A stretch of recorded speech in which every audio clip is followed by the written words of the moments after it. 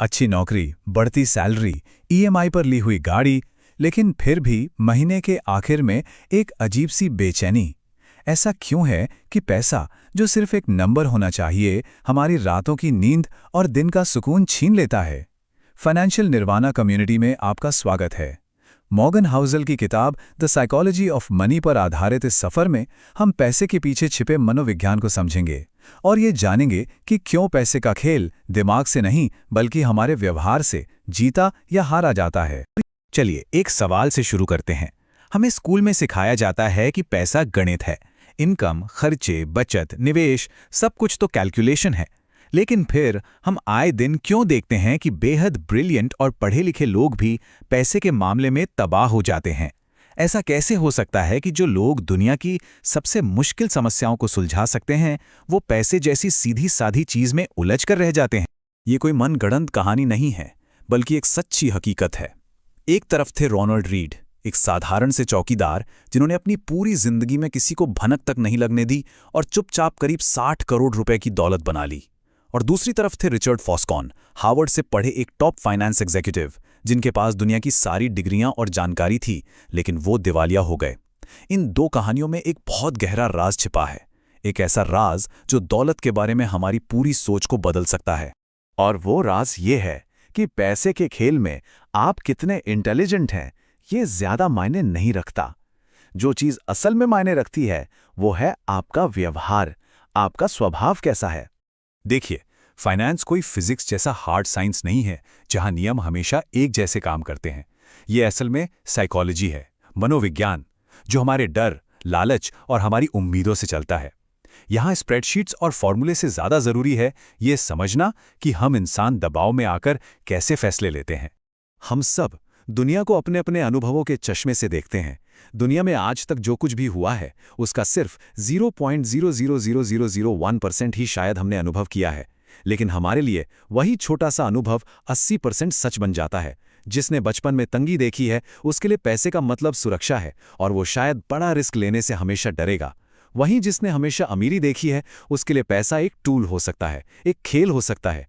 कोई भी गलत नहीं है, दोनों की अपनी अपनी हकीकत है। और अगर आप पैसे की इस गहरी साइकोलॉजी को हमारे साथ मिलकर समझना चाहते हैं तो इस सफर में हमारे साथ बने रहिए। लेकिन बात सिर्फ हमारे व्यवहार की नहीं है। हमारी फाइनेंशियल जिंदगी पर दो ऐसी अनदेखी ताकतों का भी असर पड़ता है जिन्हें हम अक्सर नजरअंदाज कर देते हैं। वो हैं किस्मत और जोखिम। बिल गेट्स की कहानी को ही ले लीजिए। वो बिना शक एक जीनियस हैं, लेकिन उनकी जीनियस को पंख तब लगे जब किस्मत ने एक बड़ा रोल निभाया। साल था 1968। वो दुनिया के उन गिने चुने स्कूलों में से एक में पढ़ते थे जहां एक कंप्यूटर था। उस जमाने में एक स्कूल में कंप्यूटर होना अपने आप में एक चमत्कार था। उस वक्त अमेरिका में 10 लाख में से सिर्फ एक बच्चे को यह मौका मिला था। ये सिर्फ होशियार होने की बात नहीं थी, ये सही समय पर सही जगह होने की बात थी। बिल गेट्स उनमें से एक थे और उस एक मौके ने उनकी जिंदगी की दिशा हमेशा के लिए बदल दी। लेकिन किस्मत का एक जुड़वा भाई भी होता है जिसे हम जोखिम यानी रिस्क कहते हैं। बिल गेट्स के एक दोस्त थे, केंट इवांस। वो भी उतने ही होशियार थे, उतने ही काबिल। लेकिन ग्रेजुएशन से ठीक पहले पहाड़ चढ़ते हुए एक हादसे में उनकी मौत हो गई। ये भी 10 लाख में से एक होने वाली एक दुखद घटना थी। एक को किस्मत ने आसमान पर पहुंचा दिया और दूसरे को जोखिम ने दुनिया से ही उठा लिया। किस्मत और जोखिम एक ही सिक्के के दो पहलू हैं। जब हम ये समझ जाते हैं कि हमारी सफलता में किस्मत का भी हाथ है, तो हम में एक विनम्रता आती है और ये विनम्रता हमें पैसे का सबसे जरूरी सबक सिखाती है। ये जानना कि कब रुकना है, कब कहना है बस बहुत हुआ या इनफ। रजत गुप्ता की कहानी शायद इसका सबसे बड़ा उदाहरण है। वो मैकिन्सी जैसी बड़ी कंपनी के सीईओ थे। उनकी नेटवर्थ $100 मिलियन यानी करीब 700 करोड़ रुपए से भी ज्यादा थी।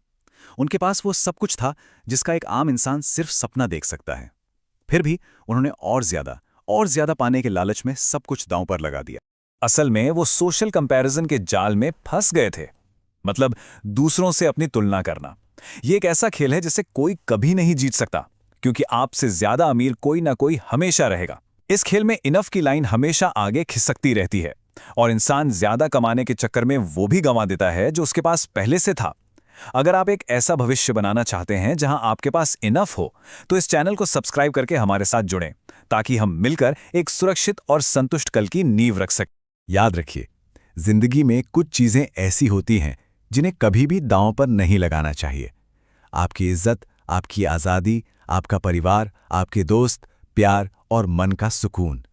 दुनिया का कोई भी फाइनेंशियल गेन इतना बड़ा नहीं हो सकता कि इन चीज़ों को उसके लिए कुर्बान कर दिया जाए। तो अगर बड़े बड़े जोखिम लेना सही रास्ता नहीं है, तो फिर असली और टिकाऊ दौलत बनाने का तरीका क्या है? जवाब है कंपाउंडिंग। ये कोई रातों रात अमीर बनाने वाली स्कीम नहीं है, बल्कि समय का एक शांत जादू है जो धीरे धीरे काम करता है। वॉरेन बफे को देखिए, सब उन्हें एक महान निवेशक मानते हैं, और वो हैं भी, लेकिन उनका असली राज उनकी इन्वेस्टिंग स्किल नहीं, बल्कि समय है। उन्होंने 10 साल की उम्र से निवेश करना शुरू कर दिया था, और उनकी कुल $84.5 अरब की दौलत में से लगभग $81 अरब उनके 65वें जन्मदिन के बाद बने। हमारा दिमाग इस तरह की एक्सपोनेंशियल ग्रोथ को आसानी से समझ नहीं पाता, लेकिन दौलत बनाने का असली रहस्य यही है। उनकी असली स्किल इन्वेस्टिंग है, लेकिन उनका असली सीक्रेट है लंबा टिके रहना, बस डटे रहना। इसी वजह से उनके अच्छे रिटर्न्स को दशकों तक कंपाउंड होने का मौका मिला, और वो एक असाधारण संपत्ति में बदल गए। कंपाउंडिंग का जादू धीमा है, लेकिन शायद दुनिया की सबसे शक्तिशाली ताकत। और यहीं से हम एक और बहुत ज़रूरी सबक पर आते हैं।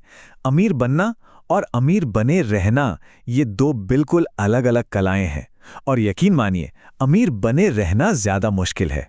अमीर बनने के लिए आपको आशावादी होना पड़ता है, रिस्क लेना पड़ता है। लेकिन अमीर बने रहने के लिए आपको विनम्र होना पड़ता है और थोड़ा सा डर कर चलना पड़ता है। आपको ये समझना होता है कि जो दौलत आपने बनाई है वो उतनी ही तेजी से खत्म भी हो सकती है। अमीर बनना अटैक करने जैसा है, और अमीर बने रहना डिफेंस करने जैसा।